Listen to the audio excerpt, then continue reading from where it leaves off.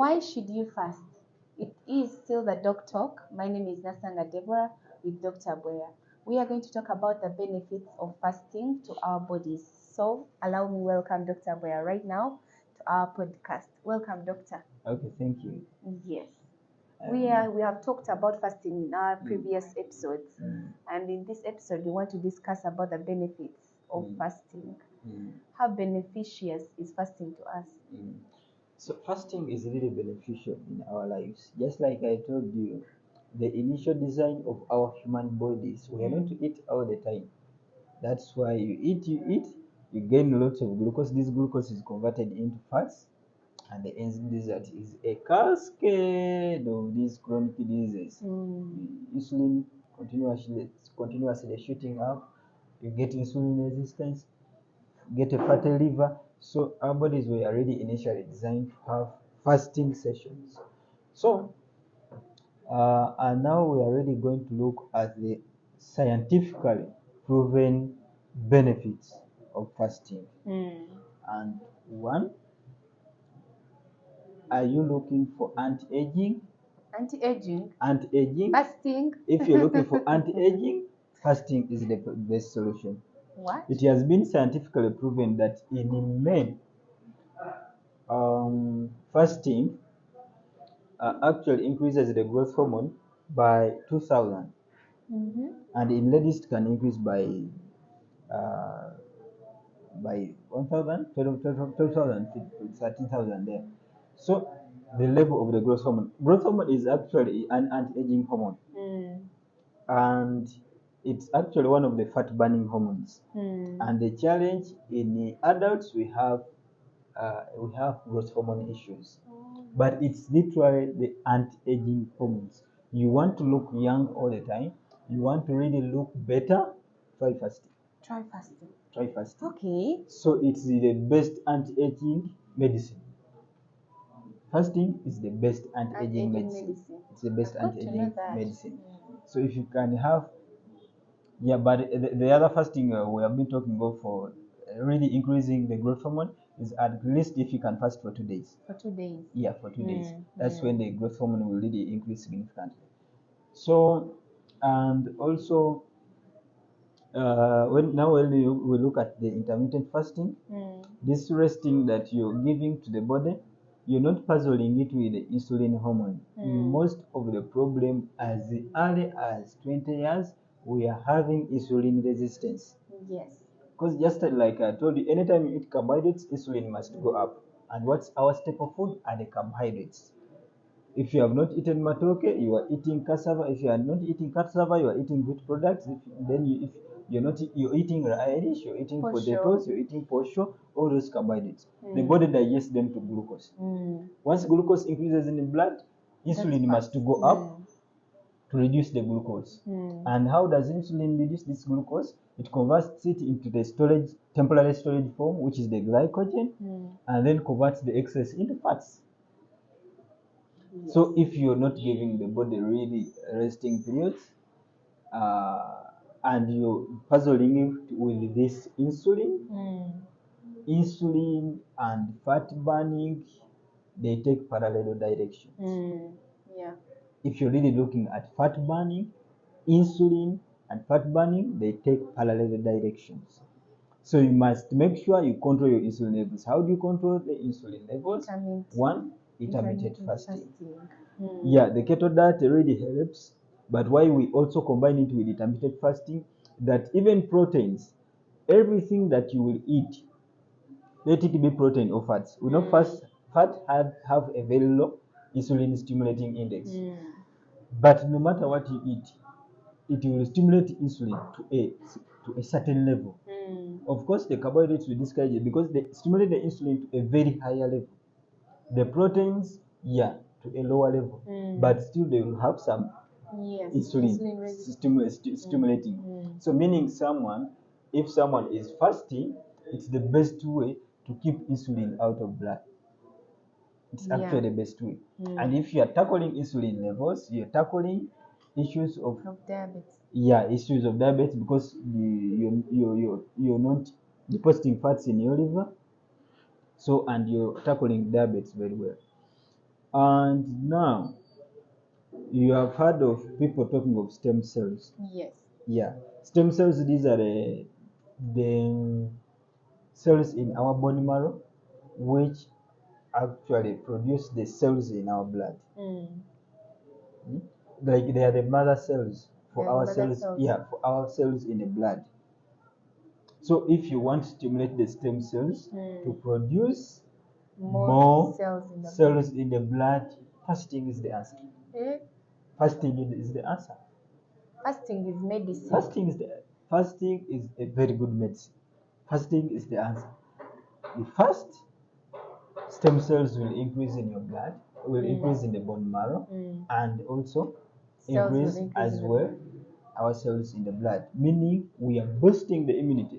You're looking for any way of boosting your immunity? Fasting. Because these cells will increase in your body, and part of these cells which have increased are the white blood cells which help us to fight the diseases. But they say fasting can you lose energy when you fast. Body energy. Now fasting and energy, that's mostly mental, or if your body has been junky. Because imagine if your body has been depending on these temporary stores, it's mostly depending on the glucose you're frequently giving it. You have never programmed it to switch to using fats. So it is only used to the temporary stores. You have never introduced it to the magic of utilizing the fats. So because you're always used to that and you're junky, it will always only depend on that. So if you dare fast for even 6 hours, you will feel the dizziness and the headache because your body. But if you tease it and you don't succumb to this temporary issue, you dare give it another 6 hours, all those symptoms are going to go because the body will now. So you think after that dizziness and headache you're going to die? No, you can't. You dare tease it and continue for like 12 hours. All those symptoms are going to go because it's now going to switch. Even the hunger is going to go. It's now going to switch to the fats. How about these people who say that when I fast I get ulcers? How true is that? So for ulcers and fasting, that's another. That's also some other big topic because ulcers, most people brand themselves ulcers. Sometimes the problems are even in the intestines. They have issues with their gallbladder. They have indigestion resulting from our intestines not having enough natural friendly bacteria. The bile is not flowing well. So, but even if it's actually someone has ulcers in the stomach, of course that person, it might be really difficult to fast because if this acid is really made in the stomach and it powers on those ulcers, it's bad. But most of us can really do it. And those with ulcers, they need to be checked. Is the problem getting from H. pylori? Is it acid reflux? Knowing exactly which problem and it's tackled. So but if he has issues with it, no, this is not something compulsory. Someone can try many other means. Who should fast and who shouldn't fast? So who should fast and who shouldn't fast? All of us should be fasting. Okay. Maybe that one was said has ulcer issues. That one is quite understandable.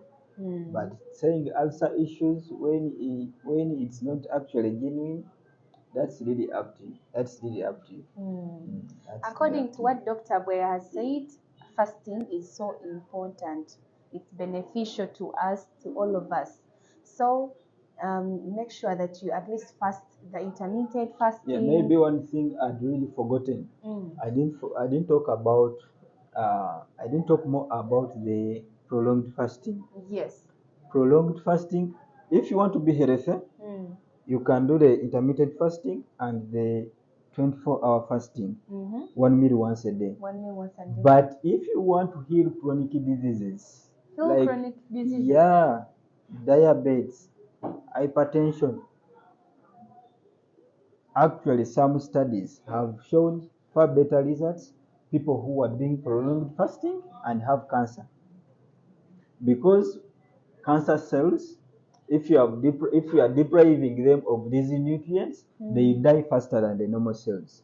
And actually, a very important topic I'd forgotten. Very recently, there is a process which was discovered. It's called autophagy. Autophagy. That's the process in which the body can destroy its own cells. Its own cells. But if you want to stimulate that process, is Through through fasting. Through fasting. Because there are some cells which need to be destroyed and new ones are formed. In that way, that's one of the ways we receive anti-aging. But if you want to do that, the way to stimulate that is by fasting. So that And should be. also, these cancer cells, tackling them, fasting is one of the best ways. And these chronic diseases, if you want to touch these chronic diseases, fasting is the cancer. the And solution. prolonged fasting. Prolonged fasting. Yeah. What is Someone prolonged at least, fasting? we It say goes this beyond is fasting 5 days? three or more days. Yeah. Someone if has a chronic disease and at least in 6 month period can do a prolonged fasting of 5 days or more. But there are people Far better results. far better results. I Mm. really don't know, but I trust you, doctor. Mm. But there are people who have those chronic diseases in the hospitals. They spend time not eating, and after they pass on. What causes Yeah, that? there are very many variables. There are very many variables. Mm. There are very many variables because not eating, you're even not sure of what is eating. And even when I told you fasting is beneficial, it doesn't mean that someone won't die. No, it really doesn't mean that if someone fasts, they won't die. No. Because there are very many other variables that could be. Like if someone was in a terrible condition, like someone is in shock, someone has a severe heart failure, so you did expect that person to survive because he's fasting. No, it really depends. It also depends on what level On what level someone was whose the chronic disease is. Is So it's it better really you start advanced? now. Yeah, than such that that's why prevention is better than cure.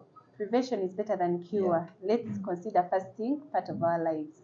My name is Nasanga Deborah. Thank you, Dr. Boya, for today. Let's end our podcast here. Meet you next episode.